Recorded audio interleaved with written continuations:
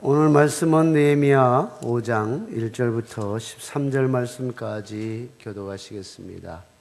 느헤미야 5장 1절부터 13절 말씀까지 되겠습니다. 그때 백성들이 그들의 아내와 함께 크게 부르짖어 그들의 형제인 유다 사람들을 원망하는데, 어떤 사람은 말하기를 우리와 우리 자녀가 많으니 양식을 얻어먹고 살아야 하겠다 하고, 어떤 사람은 말하기를 우리가 밭과 포도원과 집이라도 저당 잡히고 이 흉년의 곡식을 얻자 하고, 어떤 사람은 말하기를 우리는 밭과 포도원으로 돈을 빚을 내서 왕에게 세금을 바쳤도다. 우리 육체도 우리 형제 육체와 같고 우리 자녀도 그들의 자녀와 같거늘 이제 우리 자녀를 종으로 파는도다. 우리 딸 중에 벌써 종된 자가 있고 우리의 밭과 포도원이 이미 남의 것이 되었으나 우리에게는 아무런 힘이 없도다 하더라. 내가 백성의 부르짖음과 이런 말을 듣고 크게 노하였으나 깊이 생각하고 귀직들과 민장들을 꾸짖어 그들에게 이르기를 너희가 각기 형제에게 높은 이자를 취하는도다 하고 대회를 열고 그들을 쳐서 그들에게 이르기를 우리는 이방인의 손에 팔린 우리 형제 유다 사람들을 우리의 힘을 다하여 도로 찾았거늘 너희는 너희 형제를 팔고자 하느냐, 더구나 우리의 손에 팔리게 하겠느냐 하며 그들이 잠잠하여 말이 없기로 내가 또 이르기를 너희의 소행이 좋지 못하도다. 우리의 대적 이방 사람의 비방을 생각하고 우리 하나님을 경외하는 가운데 행할 것이 아니냐. 나와 내 형제와 종자들도 역시 돈과 양식을 백성에게 구워 주었거니와 우리가 그 이자 받기를 그치자.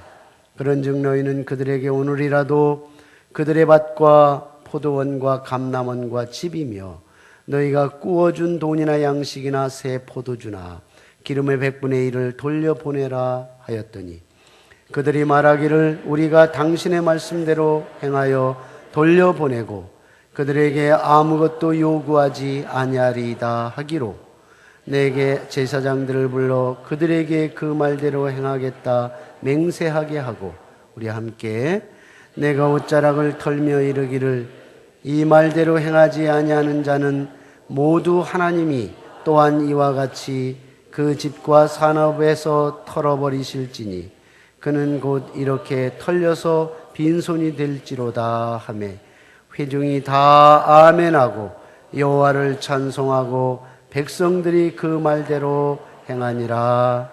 아멘. 오늘은 좀 무거운 마음으로 이 강단에 섰습니다. 왜냐하면 지난 목요일 저녁에 목사 간의 그 원한 관계로 인해서 칼부림 사건이 일어났습니다. 여러분들도 TV 뉴스를 통해서 접하셨겠지만 제가 목사의 한 사람으로서 너무 부끄럽기도 하고 성도들에게 송구한 마음이 너무 컸습니다. 그래서 설교를 어떻게 해야 하나 고민이 들 만큼 그렇게 무거운 마음이었습니다. 화가 날 만큼, 그리고 어떻게 해서라도 왜 그런 일을 했냐라고 당장이라도 따져 물어서 그보다 더 악한 행동을 하고 싶은 그런 충동이 일어날 만큼 어제 새벽 3시에 일어나서 묵상하고 기도하고 말씀을 준비하고 그래서 좀 목소리가 많이 잠겼습니다. 물론 크리스찬이라고 한다면 누구나 다 죄인이기 때문에 그 은혜로 주님의 은혜로 용서를 받았기 때문에 어느 누구도 타인의 사건을 보면서 돌을 던질 수는 없습니다. 그렇지만 그래도 아무리 생각을 해봐도 이번 사건만큼은 정말 해도 너무한 사건이라는 생각이 듭니다. 목사가 어떻게 원한을 품고 미리 준비해서 칼을 들고 들어가 칼질을 할 수 있을까? 더구나 교회 안에서 말입니다. 너무 마음이 무겁고 사실은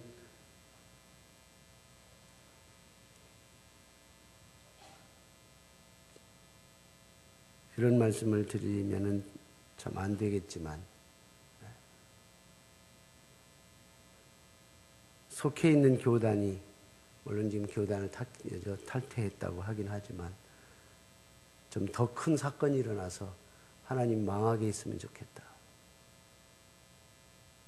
제 아내에게 그렇게 얘기를 했어요. 물론 제가 그런 말을 할 수 있는 자격이 있다는 말은 아닙니다.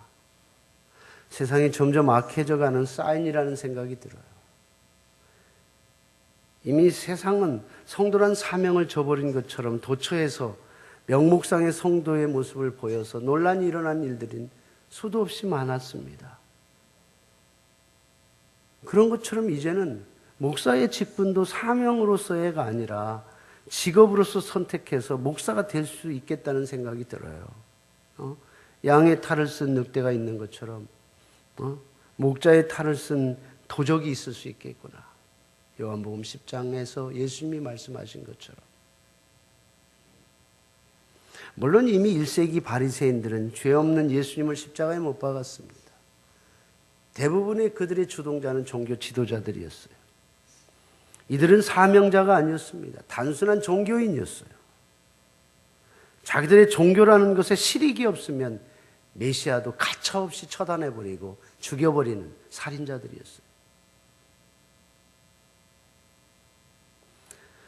직분 속에 사명이 사라져버리면 결국 직업적인 사람이 되는 거예요.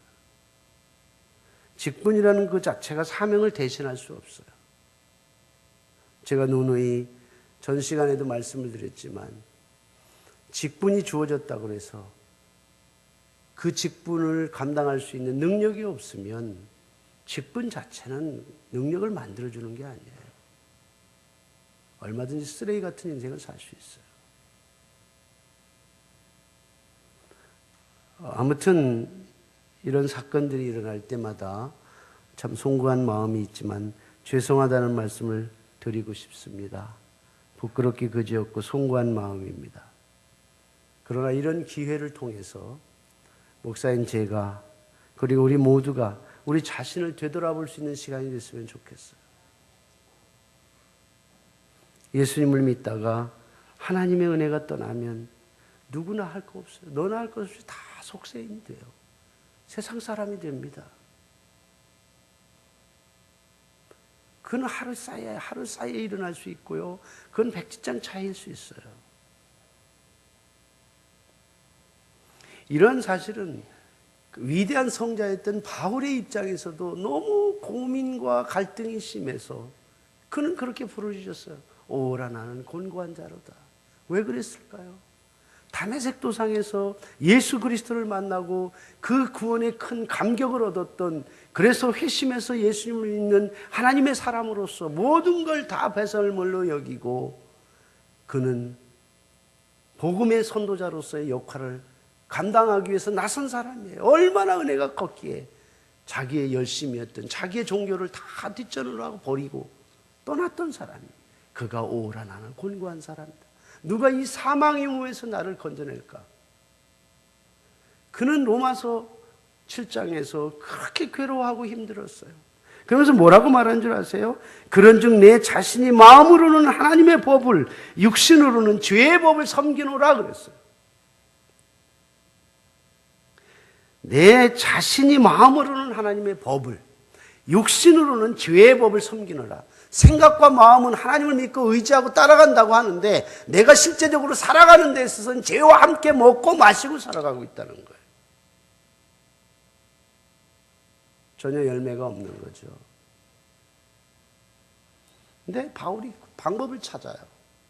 로마서 마지막 7장 마지막 부분까지 그렇게 고민하고 힘들어하는데 8장에서 그러므로 그리스도 예수 안에 있는 자에게는 결코 정죄함이 없나니 그리스도 예수 안에 있는 자에게는 생명의 성령의 법이 죄와 사망의 법에서 너를 해방하였습니다. 할렐루야.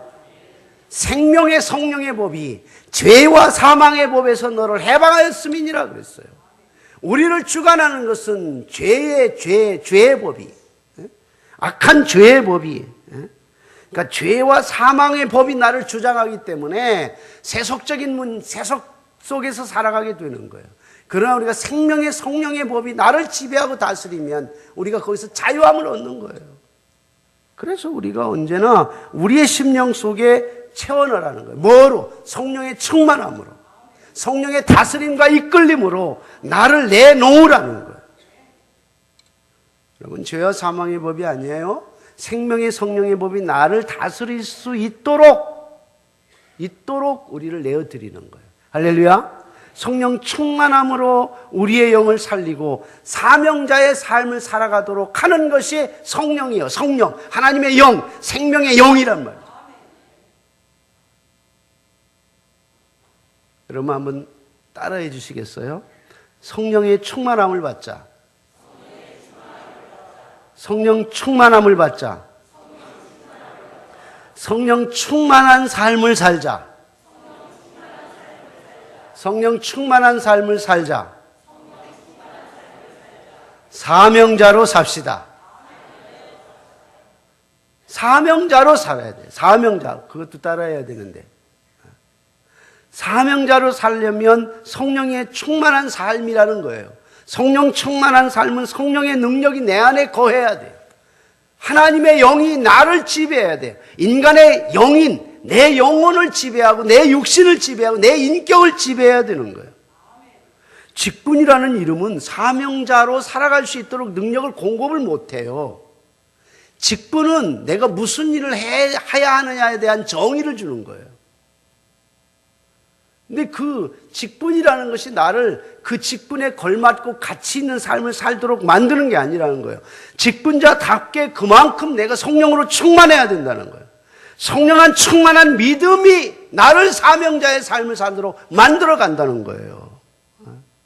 그래서 직분이라는 건 틀이에요. 왁구. 틀입니다, 틀. 틀이고, 그 다음에 틀 속에 담겨져 있는 그 내용물이 사명의 사명.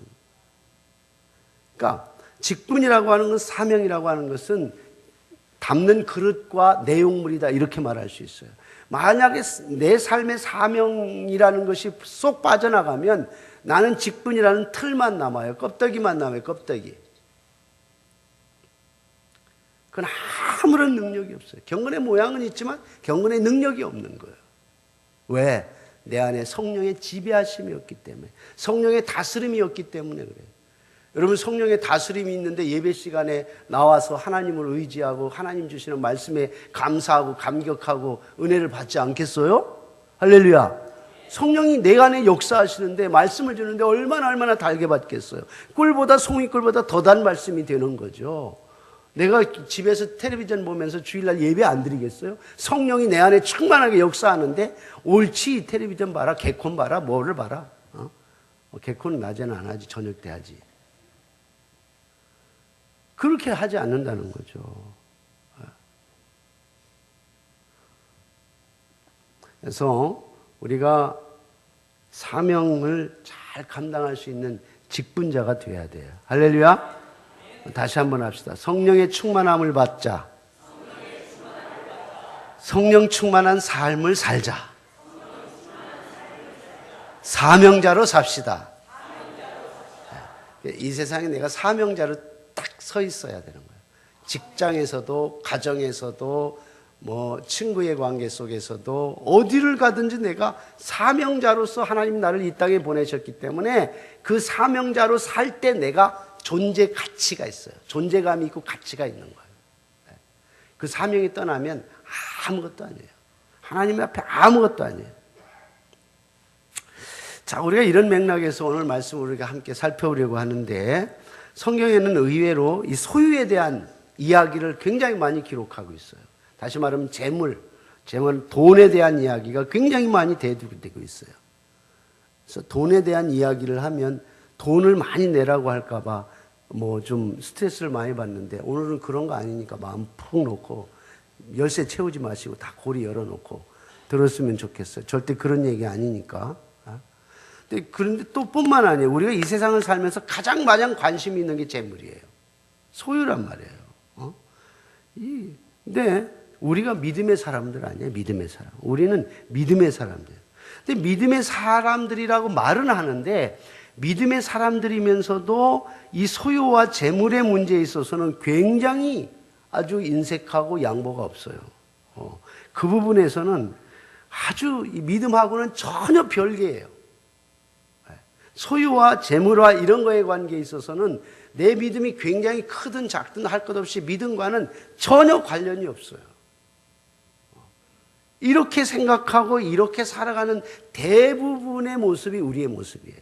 이게 오늘 우리 믿음의 현주소다. 현대교회에, 한국의 현대교회, 물론 세계의 현대교회도 마찬가지지만 지금 상황이 그렇다고 생각할 수 있어요. 돈 문제 때문에 일어나는 문제가 참 많아요. 그래서 재물, 돈이라는 것 때문에 가족관계가 파괴되고 돈 문제 때문에 의리나 우정이나 이런 것들 다 깨져요.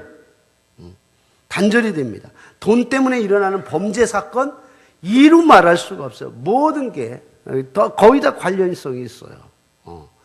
자, 그래서 성경에 보면 이 재물과 소유와 돈에 관한 문제가 창세기부터 요한계시록까지가 굉장히 많이 쓰여졌어요. 굉장히 많이 쓰여졌다라고 하는 얘기는 무슨 얘기냐면 우리의 믿음과 굉장히 중요한 관계성을 가지고 있다라는 거예요. 우리의 믿음과 재물과 소유의 문제는 관계가 없는 게 아니라 너무너무 밀접한 관계를 가지고 있다는 거예요. 믿음이 재물과 소유와 관계는 믿음은 원리라고 한다면 그 원리에 따라서 삶의 형태로 나타나는 것이 재물의 관계다. 이렇게 볼 수 있는 거예요. 너무너무 중요한 거죠. 여러분 오늘 성경에서 이런 문제의 원리를 제공해 줘요. 어떻게 살아가는 것일까? 어떻게 관련성을 갖고 살아가야 할 것이냐? 그러니까 성도의 믿음과 재물의 함수 관계, 우선순위에 대한 신앙적 원리 이런 것들을 풀어준다는 거죠. 오늘 본문을 보면 그 돈 문제가 예루살렘 성벽을 고치는 일에 있어서도 심각하게 나타났어요. 오늘 한 절 우리가 한번 읽어봐요. 5절을 읽어볼게요. 5절을 읽어보면 이런 내용입니다. 우리 육체도 우리 형제의 육체와 같고 우리 자녀도 그들의 자녀와 같거늘 이제 우리의 자녀를 종으로 파는도다. 우리 딸 중에 벌써 종된 자가 있고 우리 밭과 포도원이 이미 남의 것이 되었으나 우리에게는 아무런 힘이 없도다 하니라. 자, 이 참 오늘 이 사건을 보면 굉장히 어려워요. 일단 바벨론 포로 70년 후에 해방이 돼서 자유를 얻어서 고국으로 돌아왔는데 보니까 초토화돼 있잖아요. 그들이 예루살렘이라는 것은 그들의 정신적이고 자기들의 존재감을 갖게 하는, 정체성을 갖게 하는 굉장히 상징적인 것이 예루살렘 성전이었고 예루살렘이었어요. 예루살렘 성전은 무너지지 않고 예루살렘은 망하지 않는다는 생각이 그들의 유대인들에게 시오니즘이라고 하는데 그들의 머릿속에 늘 있었어. 그런데 이제 초토화되고 엉망진창이 된 상황에서 일단 그걸 회복하려고 하는 상황인데 이미 지난번에 살펴본 것처럼 그 당시 사마리아 총독이었던 산발랏, 도비야, 게셈 이런 권력자들에 의해서 방해하고 예루살렘 성을 수축하지 못하게 하는 외부적 공격이 심하게 나왔어요. 심지어는 아닥사스다 왕에게 모함을 해갖고 편지를 써갖고 이 사람들 봐줬다는 당신 다시 칼 들이댈 거요. 절대 이 사람들 봐주면 안 됩니다. 이런 편지를 써가면서 모함을 하고. 이게 외부적인 공격이 심했어요. 근데 이거보다 더 중요한 게 뭐냐면 내부적 갈등이었어요. 내부적 갈등이 뭐냐면 사실은 1절 보세요. 1절 보면 막 원망을 합니다. 1절 보면 그때의 백성들이 그들의 아내와 함께 크게 부르짖어 그들의 형제인 유대 사람들을 원망하는데 왜 원망했냐면 그 당시 바벨론 포로에서 돌아오면서 돈을 가지고 온 사람들이 있어요. 고관 대작으로 살았던 사람들이 있단 말이에요. 이 느헤미야 같은 경우는 포로 3세대이지만은 거기서 고관 대작을 하고 재산을 모으고 싸우고 온 사람들이 있단 말이에요. 그럼 그들이 나름대로 돌아올 때 빈손으로 돌아온 사람도 있지만 재산을 가지고 돌아온 사람도 있고, 그래서 예루살렘에 돌아왔지만 이게 빈부격차가 나름대로 있었어요. 있는 사람은 있고 없는 사람은 없고, 없는 사람은 막 이 목구멍이 포도청이라고 해서 그냥 자식도 팔아 넘겨야 먹고 사는 그런 처지에 있는 사람도 있었단 말이에요. 그러니까 그런 환경에 대해서 자기 형제들끼리 원망이 막 일어난 거예요. 원망이. 이 심한 원망이 일어나자요. 근데 이제 참 이 오늘 주신 말씀이 우리의 관심이 있는 부분은 13절 마지막 부분에 아주 해피하게 인생이 끝납니다. 이게 문제 해결이거든요. 다 보면은 회중이 다 아멘하고 13절 후반부예요. 여러 가지 얘기를 듣고 느헤미야의 얘기를 듣고 그러면서 회중이 다 아멘하고 여호와를 찬송하고 백성들이 그 말대로 행하였더라. 그러니까 이게 문제를 제기해서 문제가 시작이 돼서 심각한 벌집 수절처럼 됐는데 마지막 13절에 보니까 모두 다 아멘하고 그리고 그들이 느헤미야의 권면과 얘기를 가지고 다 듣고 순종했더라. 그래서 아주 해피하게 끝났어요. 오늘 문제는 이렇게 해피하게 끝난 우리의 삶의 핵심적이고 아주 심각한 문제를 잘 해결해 줄 수 있는 원리를 우리에게 제공해 준다는 데 대해서 우리는 정말 웨이트를 두고 이 부분에 대해서 좀 무게 있게 본문을 우리가 생각할 필요가 있다라는 거죠. 어쨌든 오늘 이러한 어려운 상황에 있었어요.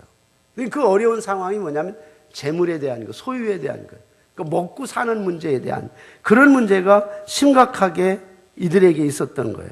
그러니까 사실은 하나님께서 예루살렘을 재건하고 성벽을 재건하고 이런 문제가 얼마나 중요해요. 너무너무 중요하다고요. 사실은 엄청나게 중요해서 하나님의 명령대로 순종을 했어요. 그런데 문제는 뭐냐면 아무리 좋은 명분이면 뭐예요? 내가 배가 고파 죽겠는데 예배당을 지어야 되는데 내가 배고파요. 그건 난 못하겠다는 거예요. 이거 명분, 이게 예배당을 신앙인으로서 예를 드는 거예요. 예배당을 지으려면 재물이 필요한 건데 그 아무리 명분이 좋아도 내가 없는데 뭐 어떻게 하냐 말이에요. 이게 무슨 설득력이 있느냐 하는 거예요. 그 당시 현실이 그런 거예요. 자, 예루살렘 성벽을 재건하는 일이 굉장히 중요한 명분이고 그것은 그들의 정체성을 세워가고 민족을 세워나가는 것이고 그들의 신앙을 세우는 일이었지만 현실적으로 농사 짓는데 땅이 저당 잡히고 땅을 저당 잡히니까 먹을 양식이 떨어지고 설상가상으로 흉년이 들고 세금은 빚까지 내가지고 세금을 내야 했어요. 이거 도무지 절박한 상황에서 이해할 수 없는 상황이란 말이에요. 더 큰 문제는 뭐냐면 이런 상황에 하나님께서 10개 가지고 있으면 3개는 A라는 B라는 사람 힘든 사람에게 나눠줘란 말이야 하고 규율과 규칙에 딱 정확하게 정리를 해줬으면 좋은데 이런 문제에 대해서 하나님께서 분명한 태도를 보이질 않아요. 성경에 여기저기 이 재물과 소유에 관한 말씀을 많이 하셨어요. 그런데 재물을 많이 소유한 사람과 재물이 없는 가난한 사람들에 대해서 아주 분명하게 구체적으로 어떻게 하라 이런 해결책이 그 당시 보이질 않았어요. 우리가 여기서 이런 질문을 할 수 있어. 왜 하나님은 유다 백성들의 이런 어려운 상황에서 침묵하실까?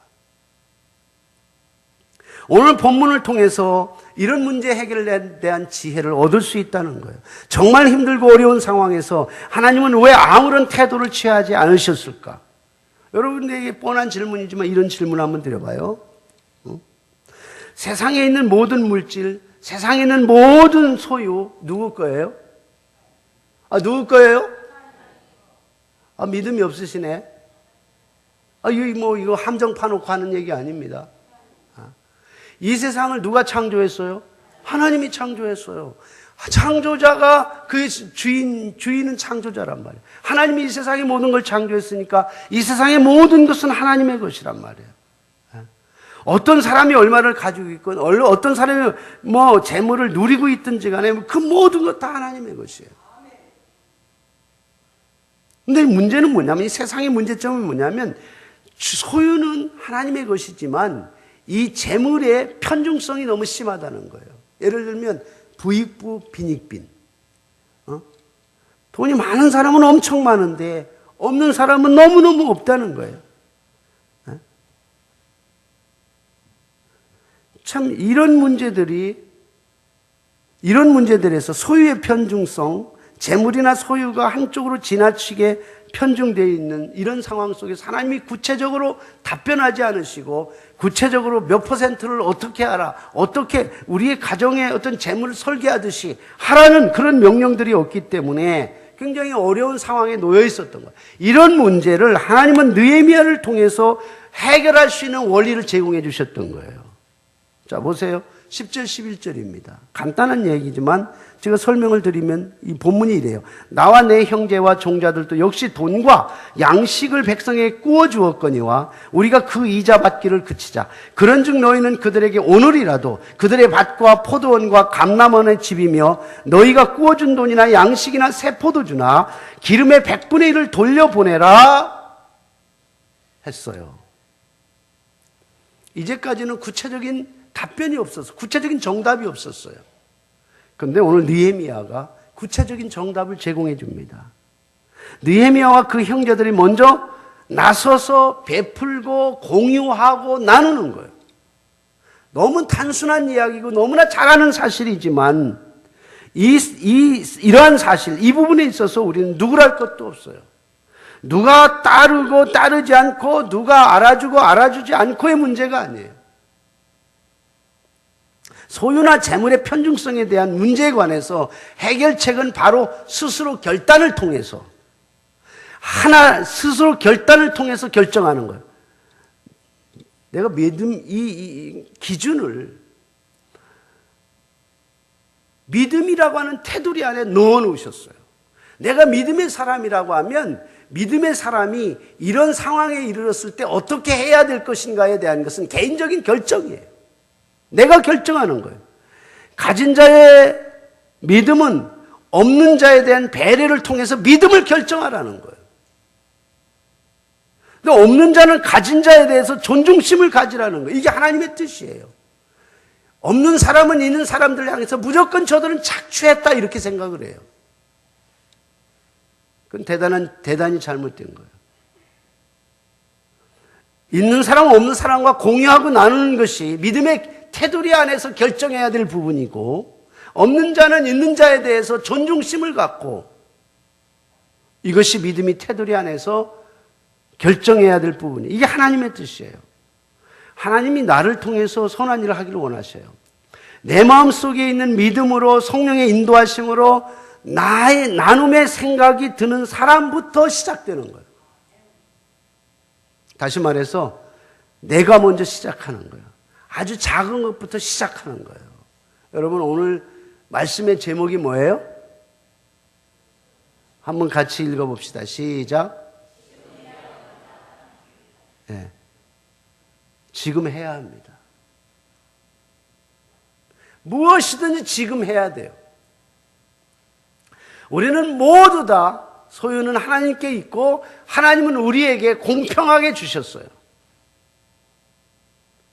재물의 소유의 편중성은 있을 수 있어요. 그렇지만은 우리에게 주신 것이 있어요. 나눌 수 있는 것이 우리에게 얼마든지 있다는 거예요. 우리가 가끔 우리가 좀 더 많이 소유하면 해야지. 이 다음에 더 잘 되면 좀 나눠야지. 이런 생각은 전혀 의미 없는 거예요. 이건 쓸데없는 거예요. 하나님 앞에서 아무런 의미가 없어요. 우리가 지금 못하면 평생 못해요. 여기서부터 시작하지 않으면 평생 시작할 수 없어요. 내게 지금 작은 것을 나누지 못하면 영원히 할 수 없습니다. 이런 마음으로 이웃을 보고 이런 마음으로 주변을 보는 거예요. 이런 마음으로 우리의 믿음의 결단을 해야 되는 거예요. 믿음의 실체는 여기서 나타나는 거예요. 믿음은 명목이 아니에요. 믿음은 액션이고 행동이고 그리고 열매예요. 우리가 주님의 일을 한다는 것은 이런 믿음의 마음을 갖는다는 거예요. 우리가 주부를 보면 예물을 드릴 날이 있어요. 이거 뭐 이름을 쓰는 이유는 안 써도 관계는 없겠지만 이것이 이제 혹시라도 어떤 사고가 생길 이제까지는 그런 일은 없었지만 혹시라도 뭐 사고라도 생길까 그래서 자기 이름을 꼭 확인을 합니다. 그래서 자기 이름 빠지신 분들은 꼭 이렇게 말씀을 하세요. 혹시 여러분들도 내가 헌금을 예물을 드렸는데 이름이 빠졌다 그러면 꼭 지적을 해 주셔야 됩니다. 그걸 확인을 해봐야 돼요. 그래서 어떻게 그런 일은 없으니까 우리가 자신 있게 말하지만 혹시 배달 사고가 났는지 정확하게 정리를 확인을 할 필요가 있다는 생각이 듭니다. 보면 여러 가지 선교헌금, 구제헌금, 장학헌금, 건축헌금, 뭐 이런 센터, 뭐 이런 자질구레한 여러 가지 헌금들을 이렇게 써놓았어요. 우리가 가장 또 이 전도대 앞장서서 수고하시는 분들이 있지만 거기에 또 성도들 전도할 때 필요한 여러 가지 것들이 있잖아요. 음료수도 필요하고 아침에 주일 아침 같은 경우 샌드위치 하려면 또 재물도 필요하고 그래서 이제 성도들이 시간이 없어서 함께 합류하지 못하시는 분은 작은 정성을 이렇게 제목으로 헌금을 전도대에 쓰기를 원합니다. 이렇게 해서 헌금을 해요. 이건 나눔이죠. 이 작은 나눔이라고 내가 할 수 없으니까 내가 그 대신 내가 있는 걸 함께 나눈다 그런 의미죠. 어떤 때는 개척교회를 위해서 드리는 헌금도 여러 부분이 있어요. 우리 이름도 몰라요. 그 사람 연식도 없어요. 근데 교회가 그걸 결정하는 게 아니라 본인이 나는 우리 드림교회 교인이지만 어느 교회에 돕고 싶습니다 하고 그렇게 하면 우리는 그 교회가 어떤 교회인지 우리 교단 안에 있는지 그런 거 따지지 않아요. 그냥 그분이 원하는 대로 우리는 고스란히 그 교회에 보내드립니다. 그분이 나눔이에요. 장학헌금도 그 혜택을 받잖아요. 우리의 자녀들이 혜택을 받아요. 작은 거지만 그 교회가 기도해주고 너희들을 위해서 이렇게 한다는 것이 그들에게 얼마나 큰 용기예요. 작은 나눔이 얼마나 그들에게 큰 영향력을 줄 수 있는지 몰라요. 어느 집사님은 어느 날 제게 찾아왔어요. 우리 예배당 계단을 밖에서 들어오는 계단을 보니까 대리석이 뿔쑥뿔쑥 튀어나왔다는 거예요. 그래서 대리석 보수하는데 돈이 좀 필요할 텐데 목돈은 드릴 수 없지만 내가 매달 얼마씩 좀 드리겠습니다. 이렇게 얘기를 하는 거예요. 드려도 될까요? 그래서 드려도 되겠다는데 안 된다 그러겠어요? 뭐 그렇게 하시죠. 마음에 감동이 오는 거예요. 그래서 매달 제가 액수를 정확하게 밝히지는 않지만 10만 원 이상이 돼요. 매달 얼마 동안 자기가 작정한 만큼 드리겠다는 거예요. 근데 그분에게 있어서는 그 돈이 억만금의 가치가 있는 거예요. 왜냐하면 그분은 야구르트를 돌리는 사람이에요. 야구르트를 팔아서 얼마나 돈이 많이 남겠다고 한 달에 10만 원이 넘게 계단에 보수하는 보니까 너무나 다니다 보니까 너무 마음이 아픈 거예요. 그래서 자기가 있는 그것을 얼마나 필요하겠어요? 많이 필요하겠죠. 근데 나누는 거예요. 여러분, 소유가 많다고 해서 나누는 게 아니에요. 나누는 믿음의 결단이에요. 얼마나 소중해요. 얼마나 뜨거운 마음이 목사로서 생기겠냐는 거예요. 억만금의 가치로 그분은 드리고 그 보상을 그는 행복으로 찾아요. 너무너무 행복해하는 거예요. 우리 교육자실이 9월 초에 옮겼어요. 사실 2년 전부터 그 넓은 공간을 좀 성도들을 위해서 잘 활용했으면 좋겠다. 그 생각이 차도 마시고 셀 예배도 드리고 서로 만나서 얘기도 하고 그랬으면 좋겠다고 늘 생각했는데 생각 속에 차일피를 미뤘어요. 그러다가 이제 결단을 하고 9월 초에 교육자실을 조그만 방에 옮겼어요. 그 동기가 뭐냐면 바로 어떤 집사님이 1,000만 원을 주시면서 그것을 커피 머신을 사서 했으면 좋겠다고 헌신한 거예요. 그 나눔이 그 공간에 얼마나 많은 사람들이 물론 그거 가지고 되는 건 아니겠죠. 더 많은 것들이 필요하고 하나님께서는 시작을 하게 하셨으니까 그 과정을 이끌어 줄 거라고 저는 믿어요. 근데 그 헌신과 나눔이 얼마나 많은 사람들이 그 공간 안에서 아름다운 이야기를 나누고 신앙의 나눔을 갖고 심지어는 외부 사람도 쉴 수 있으면 들어와서 쉬기도 하고 왜냐하면 오다 가다 커피에서 이렇게 커피 빼갖고 가는 사람도 제법 많거든요. 이런 헌신과 나눔들이 만약 아름답게 북카페를 꾸며놓았다면 그렇다면 그곳에서 너무나 아름다운 것들이 일어날 거라는 거예요.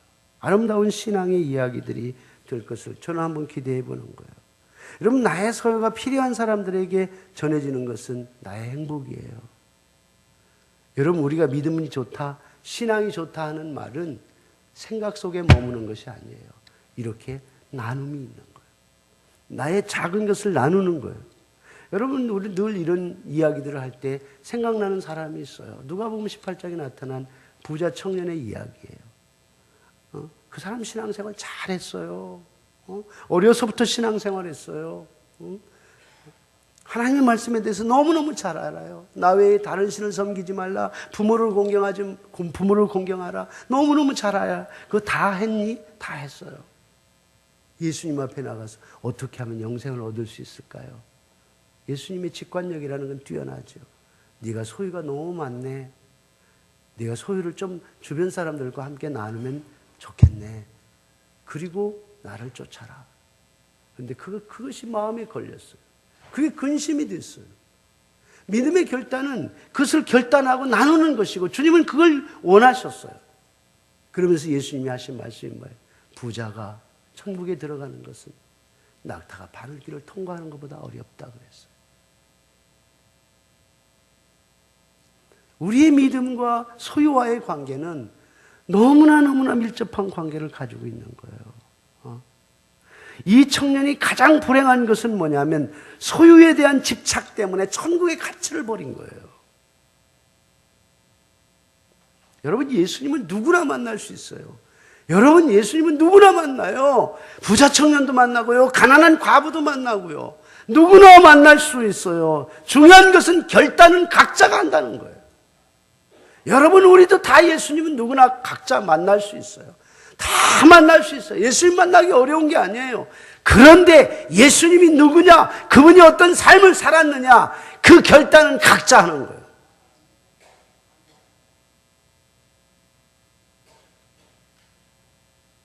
우리가 천국에 대한 믿음이 뭔지 알아요. 얼마나 소중한지 압니다.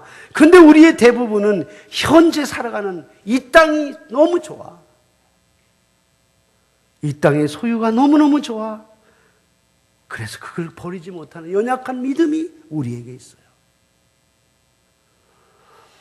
내 손에 가지고 있는 것을 절대 내려놓지 못하는 것은 우리 믿음의 사람의 가장 큰 불행이에요. 그 나눔이 없는 거예요. 나눔이 없는 사람은 불행해요. 나눔 후에는 엄청난 기쁨이 있어요. 정말 행복합니다. 하나님 제게도 사실은 돌아보면 굉장히 많은 재물을 주신 것 같아요. 그런데 지금은 아무것도 없어요.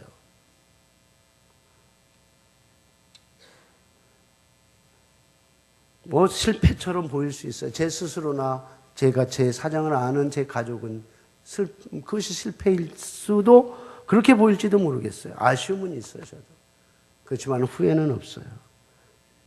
왜냐하면 그것이 나눔의 자이든 타이든 일부가 됐어요. 굉장히 큰 액수라도 결국은 돌아보고 찾아보고 보니까 그 사람이 그걸 통해서 자기의 생활과 또 자기의 아이들을 교육시키고 하는데 다 투자했더라고요. 물론 그것이 아쉽고 정말 더 가치 있는데 쓸 수도 있겠죠. 그러나 저는 믿음의 사람이에요. 그래서 나눔의 일부라고 생각합니다. 누군가에게 혜택이 주어졌고 그 사람의 생활에 도움이 되었어요. 저보고 바보라고 얘기하고 미련한 사람이라고 얘기하고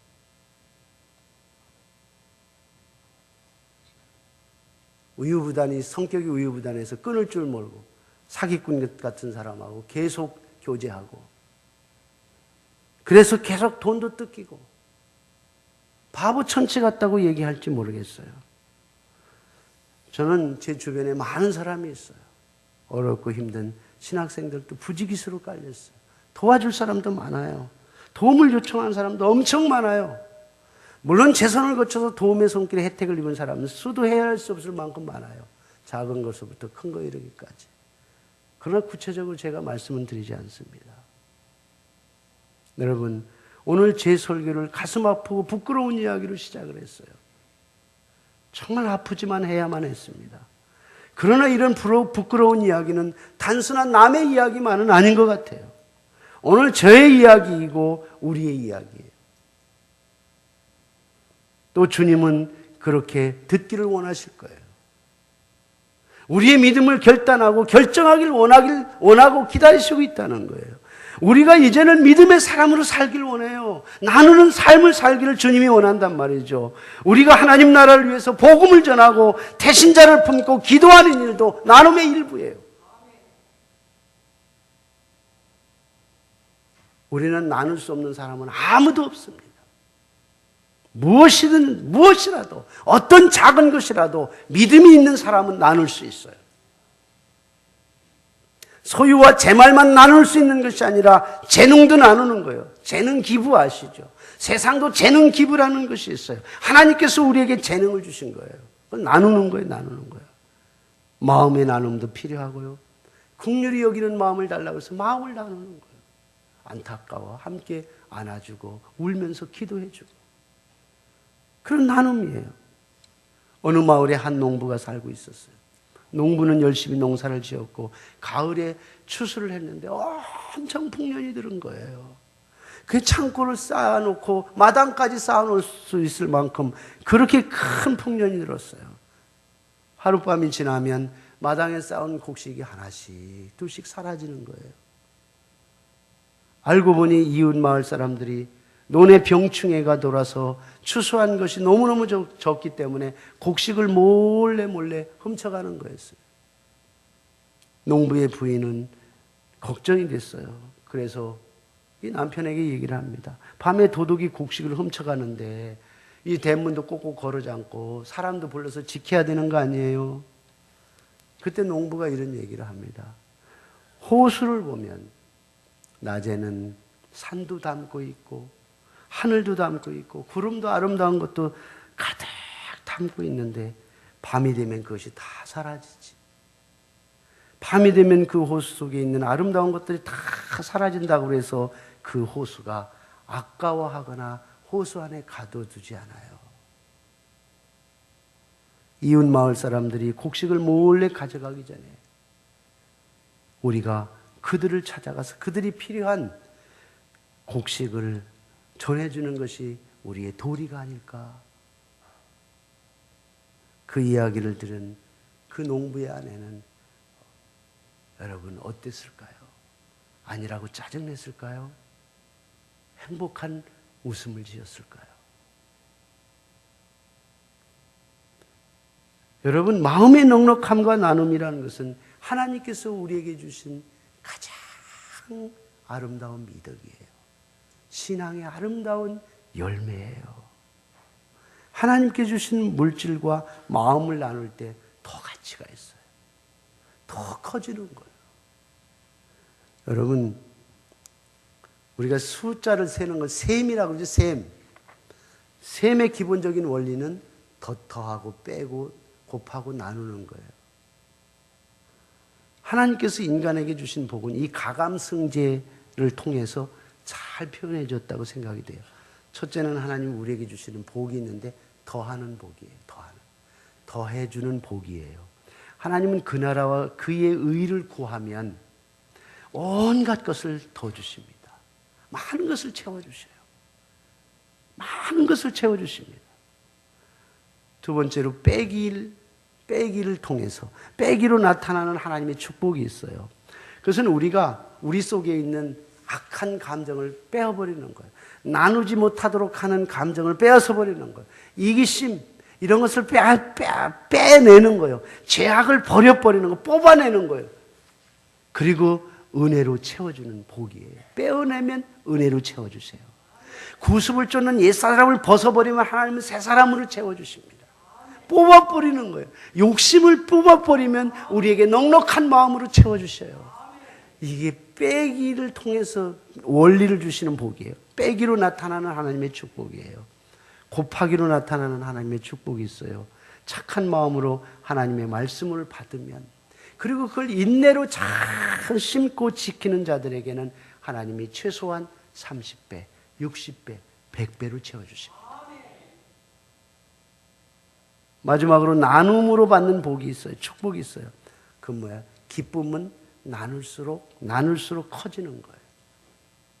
남에게 은혜와 사랑을 베푸는 것은 베풀면 베풀수록 나에게 무한대로 채워지는 거예요.